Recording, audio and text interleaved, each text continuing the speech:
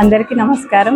1 నుంచి 19 సంవత్సరాల వయసు గల పిల్లలందరూ తప్పనిసరిగా నులి పురుగుల నివారణ మాత్రలు వేసుకోవాలని కోరుతున్నాము. ఇక్కడ విద్యా హై స్కూల్లో పిల్లలకు వైద్య శాఖ అధికారులతో కలిసి నులి పురుగుల మాత్రలు వేయడం జరిగింది.